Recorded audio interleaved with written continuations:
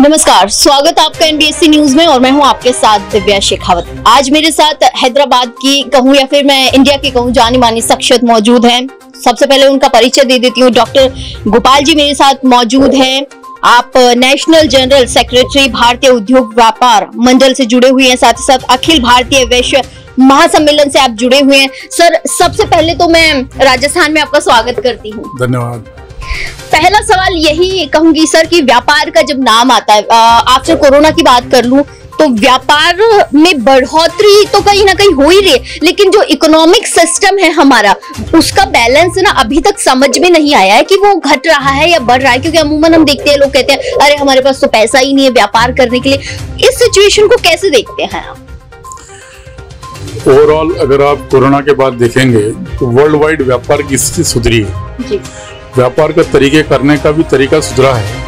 और अब जो भारत का व्यापारी है वो इस उम्मीद में है कि जब हम यूरोपियन यूनियन और अफ्रीकन यूनियन के साथ हमारा एफटीए करेंगे और ब्रिटेन के साथ, तो जो बड़ी व्यापार की संभावना है भारत के व्यापारियों के लिए, भारत के लघु उद्यमों के लिए, भारत के उद्योग के लिए है, वो सपना प्रधानमंत्री का जो 5 ट्रिलियन का सोच है उसके साथ जुड़ता है और विकसित भारत की तरफ जाता है।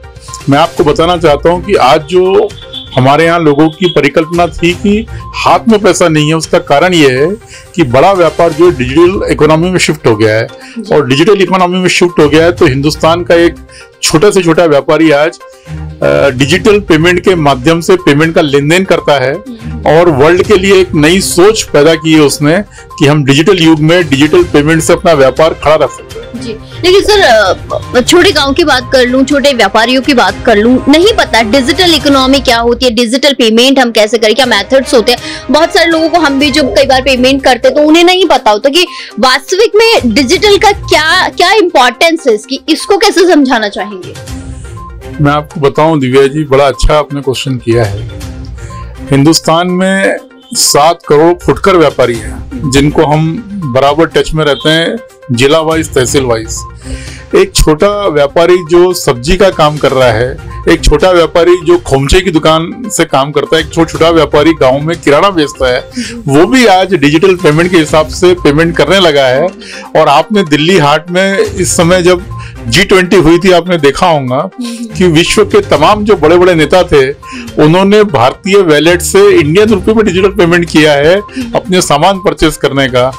और ये इतनी बड़ी चीज है जो वर्ल्ड ने देखकर विश्वास किया कि भारत कितना आगे बढ़ चुका है। जी जी, भारतीय इकोनॉमी की बातें चल रही हैं कि उद्योग और व्यापार में इंसान को कैसे तरक्की करनी चाहिए। सर, छोटे व्यापारी होते हैं, नहीं पता कि कैसे व्यापार में बढ़ोतरी करें। व्यापार से आप जुड़े हुए, उद्योग इंडस्ट्री से आप जुड़े हुए, एक छोटे लेवल के इंसान को कहां से शुरुआत करनी चाहिए, किस तरीके से उसे अपने आप को आगे बढ़ाना चाहिए, उसको लेकर क्या कुछ कहना चाहेंगे आप?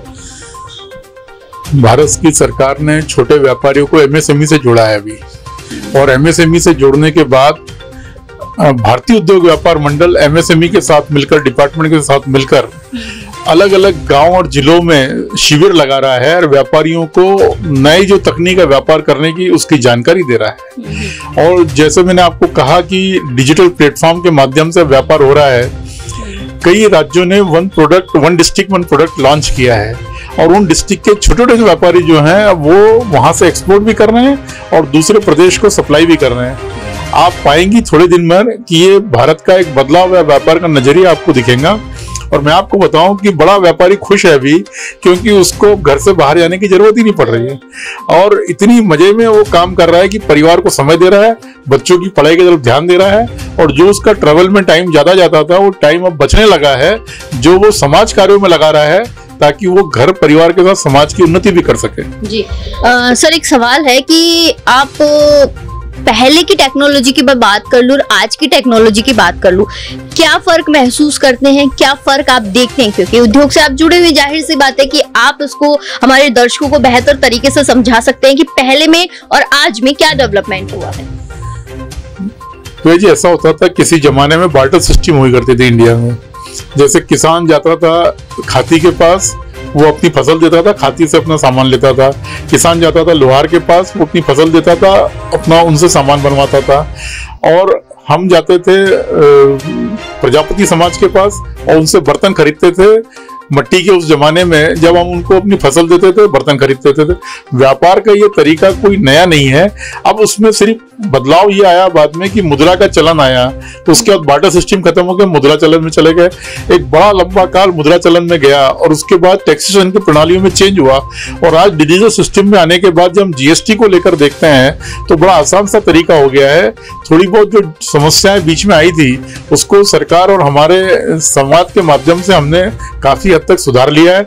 और मैं तो ये कहूंगा कि अब जो व्यापार है ये किसी भी तरह से झंझट और संघर्ष का नहीं रहा। अब ये समस्या का समाधान संवाद से निकालकर सुगम तरीके से व्यापार करने का समय आ गया है। जी, कहीं ना कहीं कम्युनिकेशन जो स्किल्स है बहुत बेहतर हुई है इन चीजों से, जैसे जैसे टेक्नोलॉजी चेंजेस आ रहे हैं। और जाहिर सी बात है कि पहले हम कहीं दूर दराज बैठे होते थे तो पैसे भेजने के लिए हमें चिट्ठियों का यूज करना पड़ता था। और बहुत पुराने समय की भी बात करूं तो पैसे का लेन देन जो होता था वो महीनों में पहुंचते थे पैसे, कई टाइम लग जाता था उनको। लेकिन आज तो फोन पे हो गया, पेटीएम हो गई, ऐसी चीजें हो गई कि सरल तरीके से फटाफट से हम पैसे भेज सकते हैं। इसको लेकर क्या कहेंगे सर कि ये तकनीकें कितनी बेस्ट हैं और कितनी कारगर है हमारे लिए?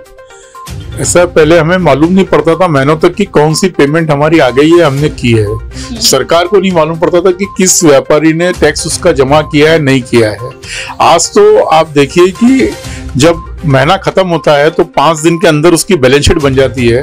और मैं आपको बताऊं कि तुरंत वो सरकार का टैक्स अदा करता है और सरकार के साथ कंधे से कंधा मिला के देश का व्यापारी हर 15 तारीख के पहले टैक्स जमा करके उसकी जो योजनाएं हैं उनके लिए अपना सहयोग पूरा प्रदान करता है। इसमें एक चीज मैं आपको जोड़ूंगा कि बहुत सालों के प्रयास के बाद अखिल भारतीय वैश्य महासम्मेलन के माध्यम से हमने कई बार क्वेश्चन सरकार से किया था कि जो आपका टैक्स कलेक्टर है उसके लिए आप कोई पेंशन की व्यवस्था कीजिए।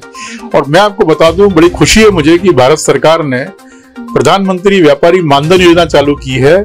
जो व्यापारी जीएसटी में 1.5 करोड़ से कम का टर्नओवर करता है, 60 साल की उम्र के बाद उसको सरकार उसका और अपना अंशदान मिलाकर उसकी मिनिमम 3,000 रुपए महीने की जो पेंशन है उसकी व्यवस्था की है।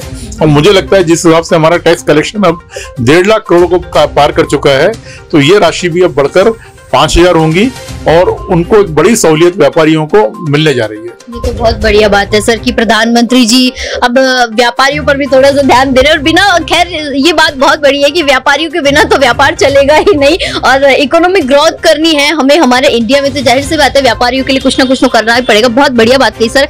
आखिर में सर आप आप व्यापार उद्योग से जुड़े हुए हैं, व्यापारियों को क्या टिप देंगे कि वो अपना उद्योग दिन प्रतिदिन बढ़ाते ही जाए और इकोनॉमिक जो है हमारे भारत की भी कहूंगी और उनकी भी जो दिन प्रतिदिन बढ़ती रहे, उसके लिए क्या टिप देंगे हमारे व्यापारियों को? जी, हमारे बुजुर्गों ने हमें बड़ी अच्छी सीख और सलाह देकर गए हैं। उन्होंने ये कहा था कि हर साल जो हमारी कमाई होती है उसमें से 25% हम धार्मिक कार्यों के लिए खर्चा करें, 25% अपने घर के खर्चे के लिए खर्चा करें, 25% फ्यूचर के लिए जमा करके रखें, जो भी शादी विवाह बीमारी कभी आती है तो उसमें खर्चा हो, और 25% जो हमारी जो कमाई है उसको व्यापार की तरक्की में लगाए। जब अगर हम ये प्लानिंग से करते हैं, और मैं समझता हूं कि अगर आज हम 25% न करके 20%, 15% भी करेंगे तो हर साल अगर आप 15% पूंजी अपनी बढ़ाएंगे और हर साल आप उसमें ध्यान देकर शांति से बिजनेस करेंगे, मुझे नहीं लगता कोई भी ऐसी चीज है आज की तारीख में कि आपको आगे बढ़ने से रोक सकती है। और मैं तो बहुत आशावादी व्यक्ति हूं और मैं देख रहा हूं कि भारत का व्यापार जो है वो बहुत ही जल्द 5 ट्रिलियन इकोनॉमी को पार करेगा और हम एक सशक्त भारत के रूप में इस देश के निवासी होने का गर्व महसूस करेंगे। चलिए, बहुत बहुत शुक्रिया सर। बहुत बड़ी बात कही कि सर ने कि फ्यूचर के लिए पैसा सेव करना बहुत जरूरी है। भले ही 25% नहीं सी तो एटलीस्ट 20% तो पैसा हम जमा करें, क्योंकि जिस तरीके से कोरोना महामारी ने देश की बात कर लो तो पैर पसार लिए थे, उस समय सर दर दर के ठोकरें खाने पड़ गई थी लोगों को। जो गरीब वर्ग के लोग हैं उन्हें तो उनकी तो स्थिति बहुत खराब हो चुकी थी। तो सर ने बहुत बढ़िया बात कही है कि फ्यूचर के लिए एटलीस्ट आप थोड़ा पैसा इतना सेव करके रखिए कि भविष्य में जब आपको जरूरत पड़े तो किसी से मांगनी नहीं पड़े। तो ये थे मेरे साथ डॉक्टर गोपाल जी, जिन्होंने आप दर्शकों को उद्योग में किस तरीके से बढ़ोतरी करनी चाहिए उसके लिए अच्छे टिप्स दिए हैं। तो अब आपकी बारी है कि आप अपनी इकोनॉमी को किस तरीके से बढ़ाते हैं।